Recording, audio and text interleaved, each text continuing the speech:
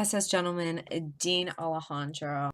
It has been a hot minute since my last update video. I know the last video was when I was 2 weeks on T, and it's been 2 months and 1 week. So I wanted to go ahead and talk about some of the mental changes, physical changes, and of course social changes, and everything else that's in between. Let's just go ahead and jump right into it. So mental changes.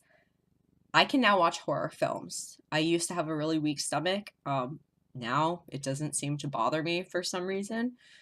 I don't have any of my depression, any social anxiety, anything like that. The only consistency is that the Monday prior to shot day, so I do get my shots bi-weekly. So the Monday before each shot, I do get really, really depressed. With that, it's interesting that I can kind of know what days I'm gonna be super down. But I mean, it's just hormonal changes. I haven't been stuck in my head as much as I used to be. I would always be overthinking situations, and I was so stuck in my head all the time. Now I'm able to just really be myself and not hold myself back.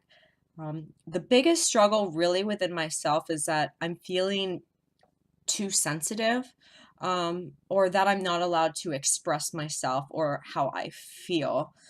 A lot of displacement and a lot of loneliness. So basically what I mean with the sensitivity is that I'm a pretty empathetic person. Feel socially, it's hard to, I guess, open up about things. Sometimes I feel like, this is going to sound crazy, but it's just like I'm an emotional person. I like connecting with people emotionally. And sometimes I second guess myself and I feel like maybe I shouldn't be so emotional towards someone because of a tough guy persona. Or a lot of guys don't really like to open up to each other. So I've really been faced with, okay, should I say this? Should I be tougher? Should I be more stealth? Like stuff like that. With that, also, my dysphoria has been changing a lot with the testosterone. I seem to be more dysphoric about certain things compared to before I started medically transitioning. For example, I have a lot of dysphoria with binding, but that seems to really be the only consistent thing. Whereas before I started T, I had no problems. I didn't have like really chest dysphoria or anything like that.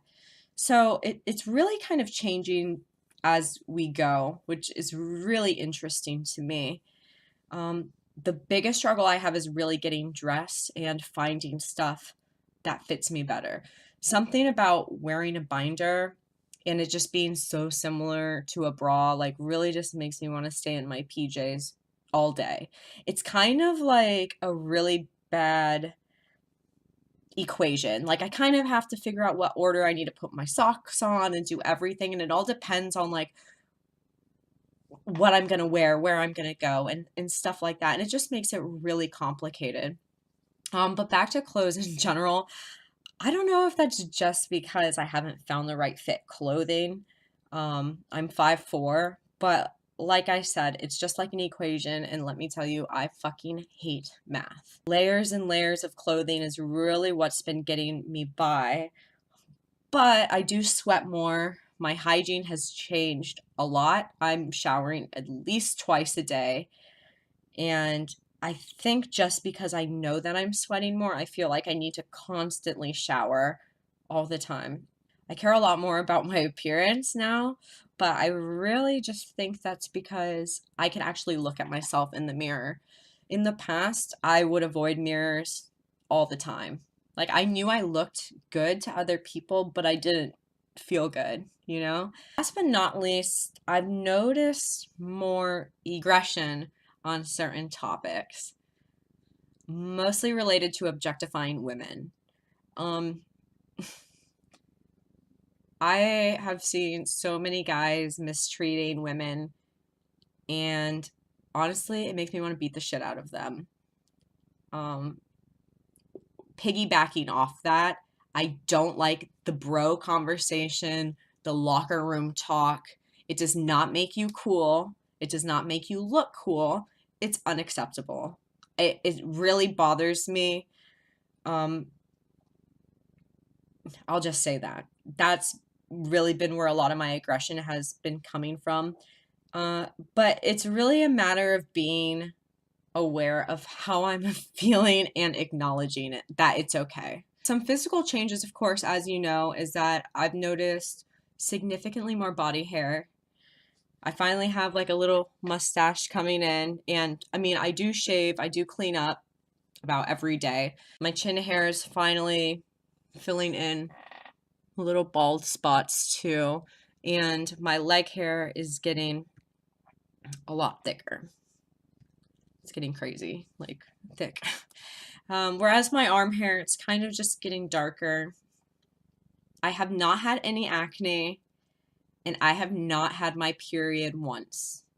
I have not bled at all. That's right. It's been 2 months and a week, and I still have not bled. Now, of course, you guys know I have PCOS, so it's technically been 3 months since I've been drowning in the crimson waves, although my poor fiance has had hers twice since I've started T.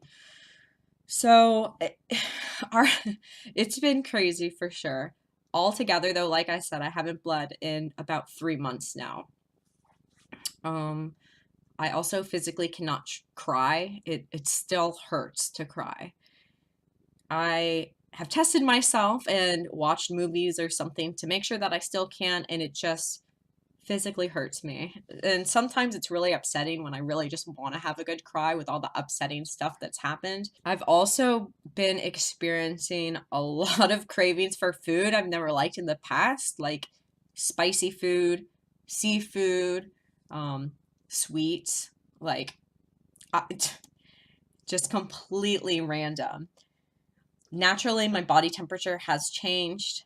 I have had a lot of hot flashes, waking up in the middle of the night, not able to sleep at all because I'm so hot, clammy hands, always sweating. Um, I haven't really noticed that my voice has changed too much. I have been taking a video every week so I can make a voice comparison also. Of course, physical changes, there has been physical changes downstairs, but I mean, I'm sure you don't want to know about that. Anyways, social changes have honestly been the easiest for me to notice. Because I feel like I'm not changing, everything around me is changing, and really it's everyone's reaction to me changing. I've had some people within the community show me their true transphobic colors. I have had to take a stand for myself and leave collaborations because of it. I really feel that visibility is very important, and if someone is doing a collaboration channel and treating it like a dictatorship, if I'm not sticking up for myself while I'm getting misgendered, I feel like I'm a part of the problem. So, with that, I've experienced tons of discrimination in the trans community, within all kinds of communities. I've been called all types of things. Spectrum is very colorful. There's also been an adjustment from a lesbian couple to a heterosexual couple. Booted from the lesbian community very quick, which I completely understand. That's totally fine. My fiance, we're just adjusting with everything. And as for being a heterosexual couple in public socially, no one talks to us as much in public. No one walks into me at all or holds the door for me, which is fine. But I've used to have people where I was walking and I would have to move out of their way. And now that doesn't happen, which I think is interesting. A lot of acquaintances, they feel obligated to tell me every detail of their opinion, which is totally fine to a certain extent. I'm very empathetic. I love talking to new people. I love helping people.